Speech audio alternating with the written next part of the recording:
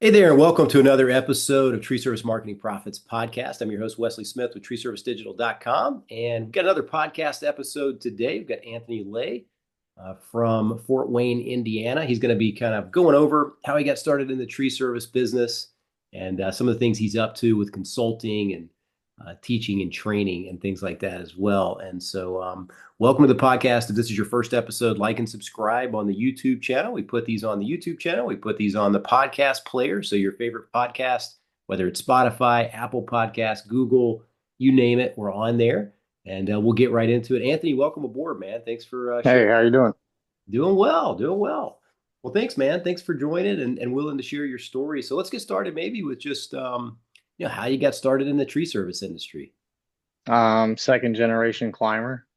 So kind of just started pretty early, before it was even legal. I was climbing. So basically that's it. Worked for a lot of companies, traveled around, and always liked to understand why trees fell apart personally.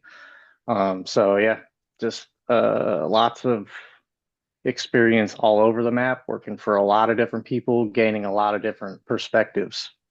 Awesome. And when you say second generation, so I'm assuming like your dad, he was in Stepdad. stepdad, he was in the tree service business, and you kind of did you work with him a little bit growing up, maybe going in the truck and stuff? Oh yeah, yeah, yeah. Cool. You know, had to do what you got to do. Yeah, absolutely, man. I did that too. So my dad, I've shared this a few times. He had a plumbing business, and so I grew up, going out and helping with jobs, doing odds and ends, in the summers for when we're out of school for the summer, or even on the weekends, right? When you're still, not Right. able to drive and do your own thing yet. It's like, hey, you're waking up, coming helping us today. So I had to do a good bit of that stuff growing up, doing some blue collar work, digging some ditches, helping with water heaters, you name it. And so it sounds like you did some of that growing up. And then kind of after that, you started working for a few local tree service companies as a climber. Yeah, so when I was 17, I graduated high school and I could be insured, so I just started working for people basically and traveling around. My mom always traveled around, so just kind of everywhere. Climbing is a skill you can pretty much show up anywhere and they'll try you out for a day, if nothing Yeah. else. See what you got. A lot of people show up and say they're good climbers, and then you find out that they're not good climbers. So, you have to test them. Hmm. So yeah, just one of those skills. Super lucky to just have, I guess. Yeah, That's no, how it it's a worked great out skill. for me. Yeah, it's a great skill. Honestly, I mean, you gotta know what you're doing to get up there, be safe, get down in one piece, and all that good stuff. So you started working for some local tree service companies, and then also traveling around and working for other tree service. Now, were you kind of staying sort of in the Midwest area, or did you kind of go to different areas? No, went to Massachusetts, went to Connecticut, New York, um, climbed in Washington State, pretty much everywhere. Awesome. Across the map. I haven't spent a lot of time in California, Okay, even though I was right above it in Washington. Never that's been to the true. redwoods. Yeah, that's totally different. Probably landscape and different types of trees from Massachusetts all the way to Washington, right? Like totally different Yeah, species and yeah. sizes. Washington was definitely a different skill, Yeah. different trees, different things you're doing. Not as technical as moving around, some of that, but most just going super high and dealing with trees you don't deal with very often, Mhm. most Sure. places. Yeah. No, big, humongous trees out there. That's been one of my goals is to visit Pacific Northwest and just kind of see out that way and take a look at the It's landscape. I beautiful. like geography. Yeah, I love that kind of stuff. So Yeah, yeah, I'm for in the sure. southeast, so the tree species down here are completely different. That's the complete opposite side of the country, basically. Yeah, my dad was in the army and was stationed in Washington State. And before I went, he told me that it was the closest thing to being in the jungle without actually going to the jungle. Hmm. And that was accurate. Yeah. I mean, Pretty other much than seeing, everywhere you look, there's waterfall, 200-foot tree, like it's really nothing. yeah, I remember in the movie Rambo, I think it was the first one or the second one. He's out that way, right? Somewhere up in Washington or Portland or something. Yeah, that kind of that rings a bell on that front. Well, cool. So you started doing that. You're traveling around. Did you kind of come back home and sort of just start working there now, kind of full time or locally, or how did that look? Yeah, I always just kind of came back and forth basically, in between. It's always like home front, Hmm. Sure. basically. Come back for different reasons throughout life. Um, but yeah, started working for Monster Tree Service here locally, and they invested in my education for the first time. I stayed put. I think this is my like sixth or seventh year now, which is crazy. So really enjoying it, and I worked in production for a while, and then got put into this sales role that once I became a certified arborist, really, I'm just a consultant. I tell people what's going on with their property, why it matters, and what we can do about it, or what should be done about it. Even Yeah. if it's just a natural remedy, let it be. I just try to help people make informed decisions, and that usually leads to they come back. They tell their friends because I'm just being honest. No, that's a good point. I mean, once you get that arborist certification and you kind of know the ins and outs of all the tree species and kind of what to do and what not to do, what better of a sales role could you have than having the arborist, title? And they're gonna, it's gonna bring a lot more credibility to you coming out to their home or their business and talking about their trees, right? So, sure Yeah, that for sure. opens up more I'm doors. also tree risk assessment certified through the ISA, so multiple things, and you know, check the credentials for sure. But more just make sure who's telling you what to do actually understands the physiology, the physics, the geometry, what it's actually going to take, and what's actually going on. Um, that's my best piece of advice. Yeah, no, absolutely. And I know a lot of the Make monsters. informed decisions.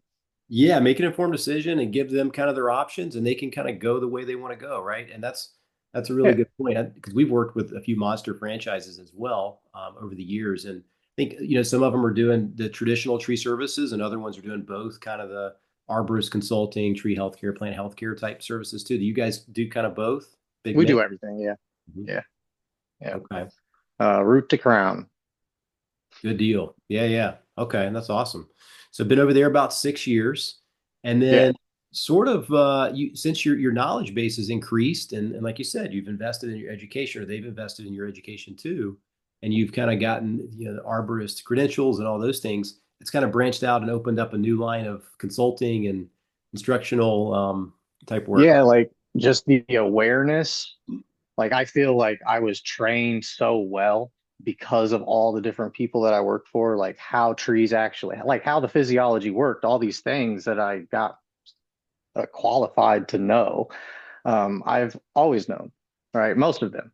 I think what it did mostly for me was made me realize that I can structure it better to explain it to people.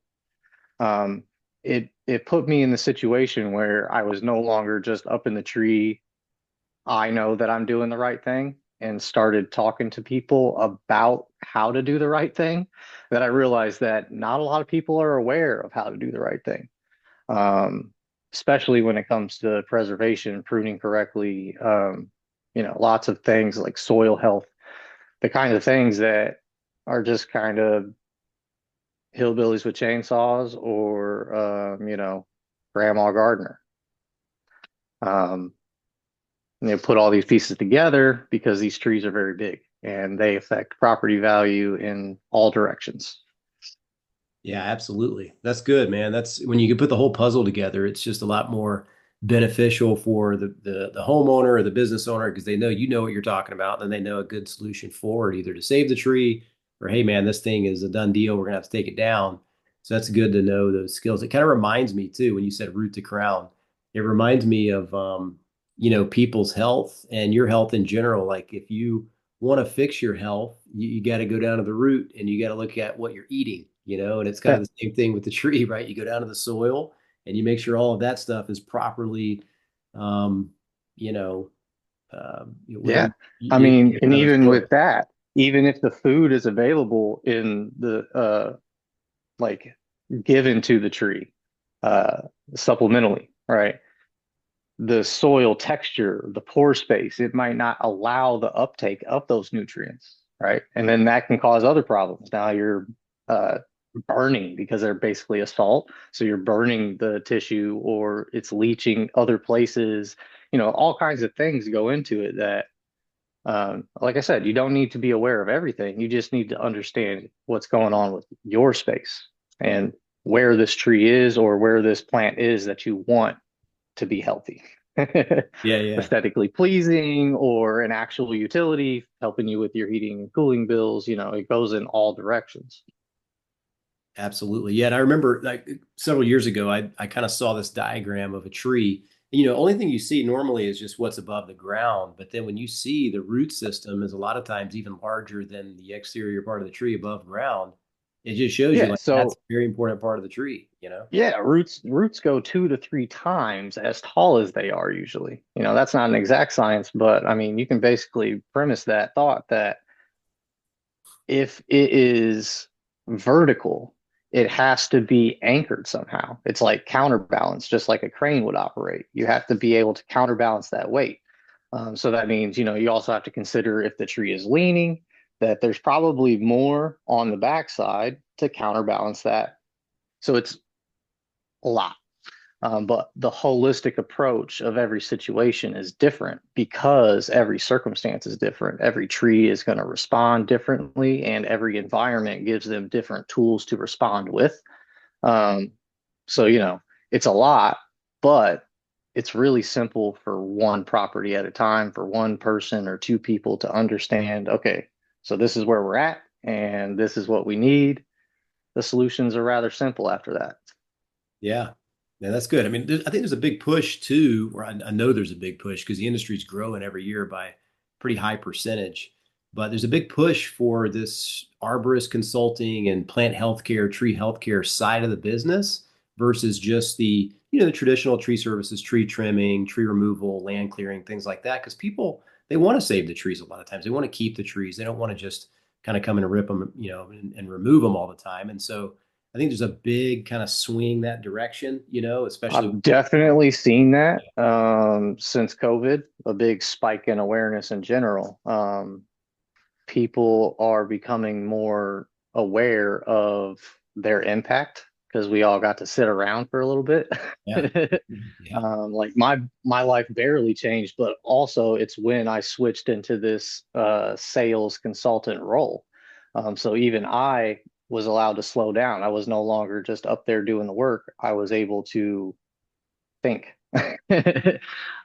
So it everybody is learning and everybody wants to do a little better however they can. So it's not a wide sweeping thing, but it is a growing thing that people are realizing that mature trees give us things that newly planted trees just can't, right? In their utility, in their carbon storage, trees don't actually sequester carbon until they're mature. So, 50 to 80 years for most trees. Uh, most urban trees don't make it that long or make it just to that point and then they're cut down or they fall apart because they've been mutilated their whole life.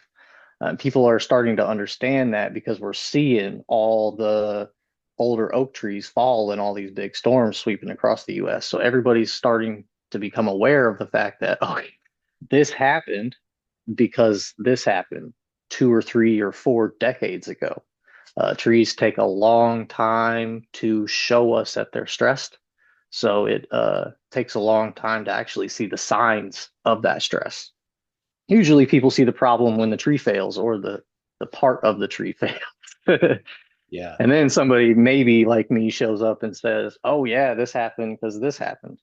Um, Especially if it's an insurance claim type of situation, you're probably going to have somebody asking questions about why this happened. Oh yeah. Yeah. They're going to dig in. Insurance companies are notorious for that, right? They got to figure out the ins and outs of it. And sometimes it's just fear. It definitely depends on the individual, but a lot of people are trying to gather more information. It definitely seems like I think I used to have like a person or two a week that wanted information. Mhm. Now it's the complete opposite. I might have one or two a week that don't care anymore, and Most of them everybody else, do. Yeah. yeah, everybody else just eats it up. So it's nice.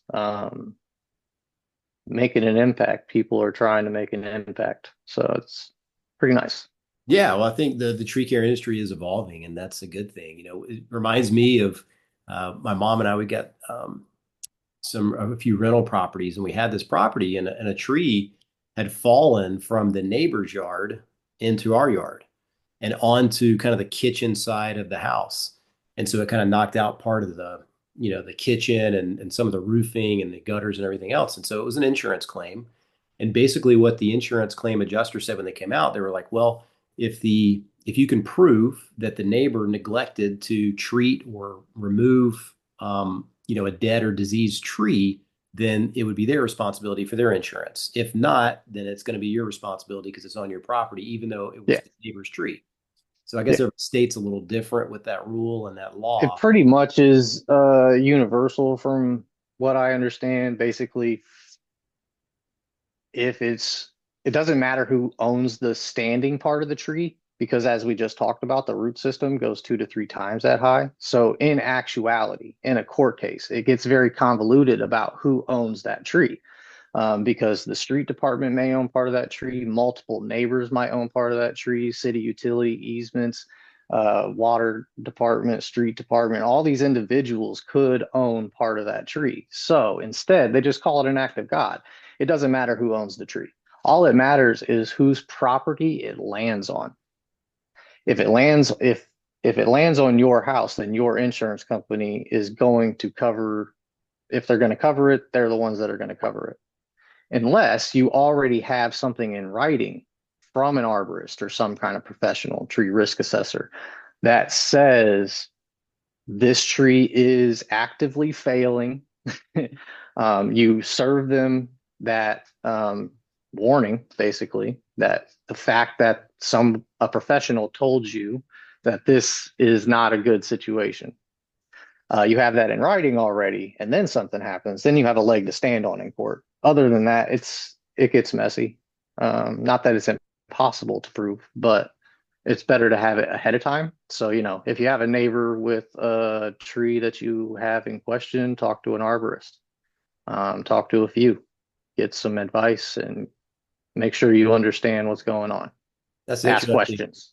That's interesting. So if it does get into court, then you can start splitting hairs as to where the root system goes to. So if parts of it is on your property, parts of it's on their. And who damaged it and who actually caused that limb, because the tip of the root tells the tip of the limb to grow. So if a limb dies off, it's probably because a root was cut during construction, like in the urban environment, in the built environment. More often, the root system is mutilated for new construction, new infrastructure. So, compaction, so that pore space is tightened up. You can no longer get water and nutrients to the roots. Um, you know, Chemical runoff, all kinds of cut roots and just ripped with dozers or whatever they had, probably not clean cuts back to something growing in a better direction. It's going to be brutalized more than often because most of the United States is not regulated. There's areas that have people who care and have made these things happen.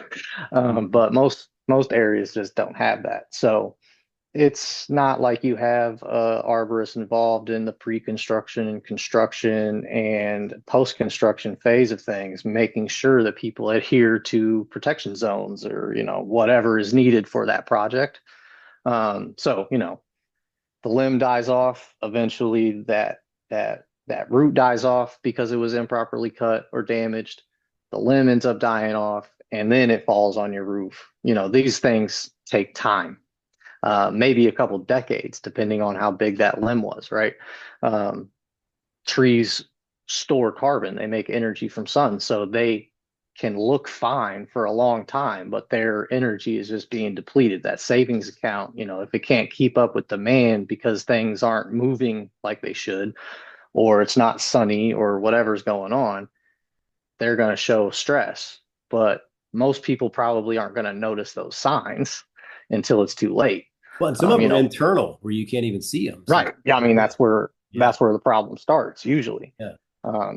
Obviously mechanical damage to the bark, but um, a lot of those problems where it happens on one end and you see it in the other is probably took a long time. It's internal. By the time it gets to a point where that's a big hollowing or something, it took decades for that wood, that carbon to break down, you know. Carbon is wood, wood is energy.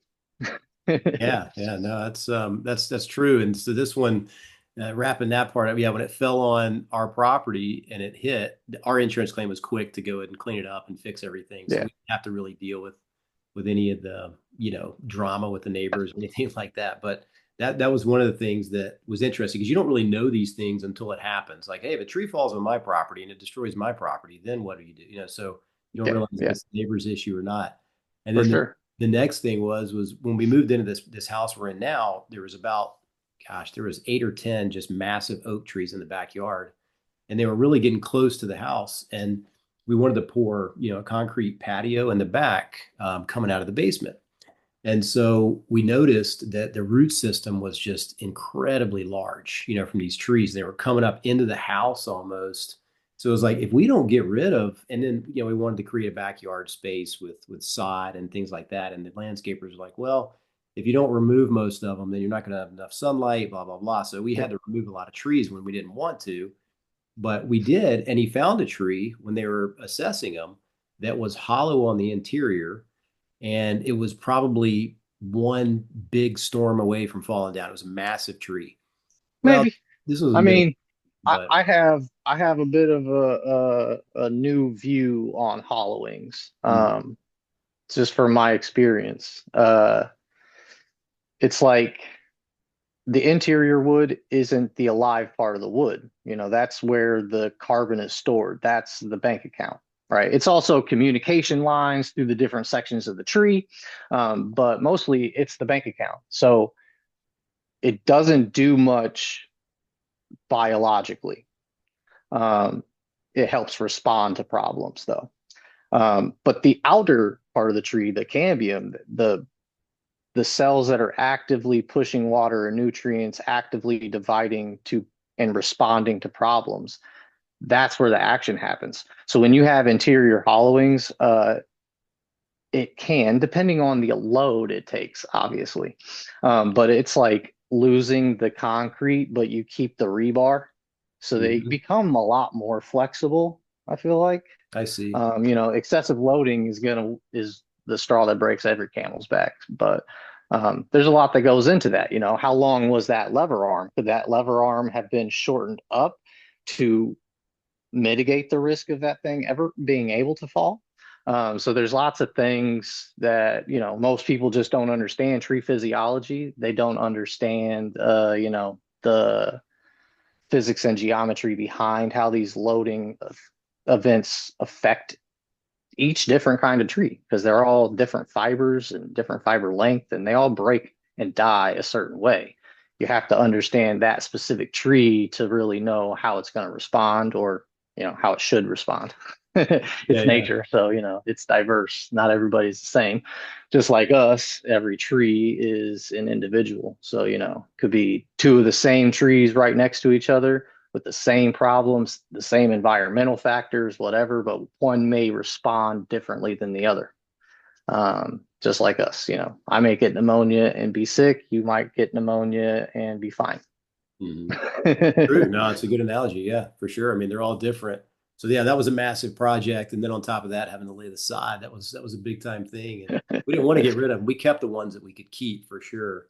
I Well, I was mean, like the trees, but where we're at now, it's just like some trees were kept that weren't realistic for the property.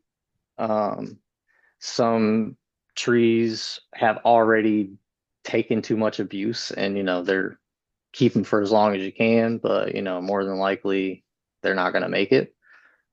But it's important, no matter where we are in that stage, to just make more informed decisions now. Um, yeah. that's good, Not to man. beat that dead horse. Yeah, no, no. Thanks for all the info, man. That's incredible. It's a lot of stuff on the trees and the physiology and everything else. Let's pivot now, man. And Yeah. your knowledge has kind of helped you create this additional service that you can provide for arbor artistry, right? And Yeah. kind of what's that all about? Like, what do you do, and how do you help the tree care industry with that? So basically, right after I got certified as an arborist, I got asked by the Indiana DNR to teach a class on how to identify defects. Um, and I realized teaching that class that a lot of people didn't understand this stuff. Yeah. And I've just been trying to find ways to make it more relatable, um, to go to more classes and understand how to say the same thing a lot of different ways, from all these different perspectives, just like I built my career. Yeah, a lot of different perspectives. Everybody learns Um, different ways, right? Yep. right. Hmm. So basically, it just opened my eyes to the fact that more than just most customers don't know that I learned from that sales role. But now I'm like, like municipality workers and, customers who think they know. Um, historical society people were there and stuff like that. It's like a free class, for the community. So it was just an eye opener after eye opener of this can be done better because I really feel like we don't need big swings in environmental thought. We just need to understand our bit of nature and allow it to happen. So I don't think it's that difficult, and I've always kind of hoped to live on that principle. If you think you know it, you can explain it in a sentence or two, to a 5-year-old, whatever they say. Hmm. Um, this doesn't need to be overly complicated. And I'm finding that drawing pictures and diagrams and giving more context to why these things matter, um, is helping cutters and clients alike understand what their role is either way, because you're either the steward doing the work or you're the steward that is having the work done. Either way, you need to have a clear vision of what your expectations are for this property, for the tree, etc. That's awesome. So yeah, basically, um, taught that class and then just started writing more classes. I got my tree risk assessment qualification, and the instructor, Lindsay Purcell, he used to be a professor of Indiana, Purdue. Um, he asked me if I had a list of 10 local trees with 10 common problems, because I've been in Indiana for a while. And I didn't. So I started doing it, and I am an artist, I guess. So I just started drawing the diagrams after I read and wrote all this stuff about what affects these trees. I drew the tree and then I started labeling the problems. Um, and that kind of made me realize that these things can be simplified because people were like, wow, that like I understand that now. Like, that makes total sense. I've never seen it that way, never heard that, never seen this information. Because most places are not regulated, so most companies are not paying to train guys. They're not paying you time off. They're not paying for a couple $1,000 tickets for hotels and tickets to these conferences with classes. And, it's it's not the norm. Most technicians are just, they learned what they learned. They mostly learn on the job and they go out and do what they think is right, how they were taught to do it. Most people just have never been exposed to any of this stuff. But this is the age of information. So, Instagram, Facebook, more people can access this information now. So I'm just trying to do my part and help get it out there. um, Yeah, yeah. We got a couple of things in the work for like a stable indoor classroom, outdoor hands-on training. But I won't speak on the details of that yet, but it's coming.